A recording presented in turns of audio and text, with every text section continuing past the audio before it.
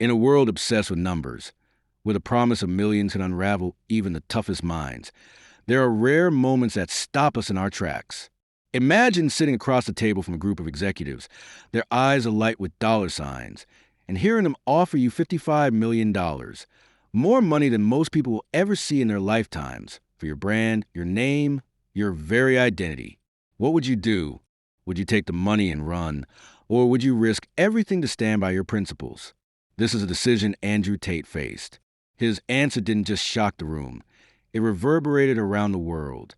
Andrew Tate is no stranger to controversy, wealth, or the spotlight.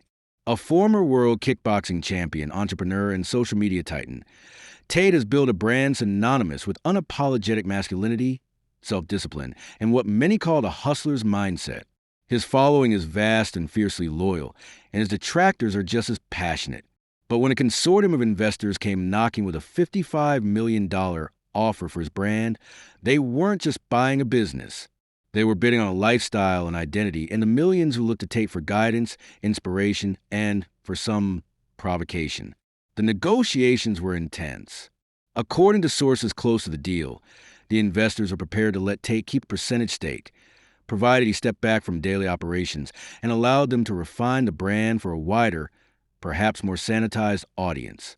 But it wasn't just about business. It was about the core of who Andrew Tate is and what his brand represents.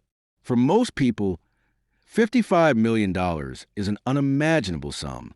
It's a ticket to a carefree life, freedom from worry, and the ability to buy almost anything, except perhaps integrity. For Andrew Tate, the decision was immediate. "I will not sell my soul," he reportedly told the investors, his voice unwavering. "Money," he explained, "is fleeting. Brands come and go. But principles? They're eternal." Tate's refusal wasn't a marketing stunt. It was a statement, a line in the sand. According to those close to him, Tate's moral code is non-negotiable. He built his empire on authenticity, brashness, and an unyielding commitment to his values. To sell his brand would mean surrendering control, diluting his message, and ultimately betraying the very people who propelled him to fame in the first place. To understand why Andrew Tate would walk away from $55 million, dollars, you need to understand a man himself. Tate's life has been anything but ordinary. From his early days as a world-renowned kickboxer to his later ventures in digital entrepreneurship, real estate, and online education, Tate has always played by his own rules. He grew up in a household that valued toughness and resilience. His late father, Emory Tate, was a chess international master, a man known for his tactical genius and unorthodox strategies. Andrew credits much of his worldview to his father's teachings. The importance of thinking several steps ahead, never folding under pressure, and always staying true to oneself. These lessons shape Tate's approach to life and business. He's not afraid to say what others won't. He's not interested in fitting in, and he's certainly not the type to sell out for a quick payday. In today's world, where influencers are often criticized for chasing clout and cash, Andrew Tate's decision stands out. It's a reminder that sometimes principles are worth more than profit. The investors want to take Tate's brand mainstream, to smooth out the edges and make it palatable for the masses. They wanted to trade controversy for consensus, and in doing so, strip away the very essence of what made Tate's brand powerful in the first place. But for Tate, the brand is more than a business. It's a movement. It's a philosophy. It's a challenge to the status quo. By refusing the offer, Tate sent a clear message. Some things are not for sale. The phrase "selling your soul" is often thrown around in business and entertainment circles. But for Andrew Tate, it has a very specific meaning. It's about sacrificing your core beliefs for temporary gain. It's about trading authenticity for approval and passion for profit. Tate's critics argue that he thrives on controversy and that his brand would be more successful if he softened his approach. But for his supporters, it's precisely this unapologetic authenticity that makes him a beacon in a world of corporate clones and watered-down personalities. By refusing to sell, Tate didn't just turn down money. He rejected a system that rewards conformity over courage and compromise over conviction. News of the rejected $55 million offer spread quickly. Some hailed Tate as a hero, a symbol of integrity in an age of opportunism. Others mocked him, calling the decision reckless or even foolish. Social media lit up with debates, memes, and hot takes. But one thing was clear: Tate had everyone's attention. For his fans, the move was classic Tate, bold, uncompromising, and true to his word. For his critics, it was further proof that he's more interested in his persona than in smart business decisions.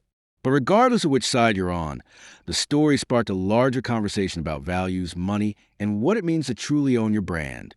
Tate's decision holds powerful lessons for anyone looking to build something meaningful. In a marketplace crowded with imitators and quick-buck artists, authenticity is rare and valuable. The temptation to cash out is real, especially when life-changing sums are on the table. But as Tate's story shows, the most important asset you have isn't your business. It's your word. Entrepreneurs, take note.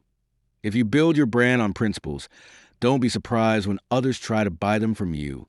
The question is, will you sell? Of course. Turning down $55 million isn't without risk. Tate's future remains uncertain. The digital landscape is always shifting, and today's stars could become tomorrow's cautionary tales. By keeping control of his brand, Tate retains the power to steer his destiny. But he also shoulders the full weight of responsibility. There's also the risk of alienating potential partners and sponsors, some of whom may have viewed the investor's offer as a pathway to greater legitimacy and reach. But for Tate, these concerns are secondary. In his mind, real success isn't about pleasing everyone. It's about staying true to yourself, no matter the cost. Every public figure faces moments that define their legacy. For Andrew Tate, the $55 million offer was one such moment.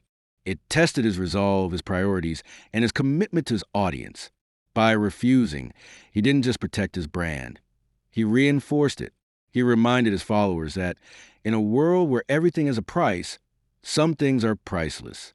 So, where does Andrew Tate go from here? If history is any guide, he won't slow down. He'll double down. Expect new ventures, more controversy, and even fiercer commitment to his message. By turning down the money, Tate has positioned himself as one of the few public figures willing to put principles over profit. It's a risky path, but it's also one that commands respect. He'll continue to leverage his vast social media following, expand his business interests, and, above all, remain the master of his own fate. The world will be watching, some waiting for him to stumble, others rooting for him to succeed. But whatever happens, one thing is certain: Andrew Tate's brand remains his and is alone.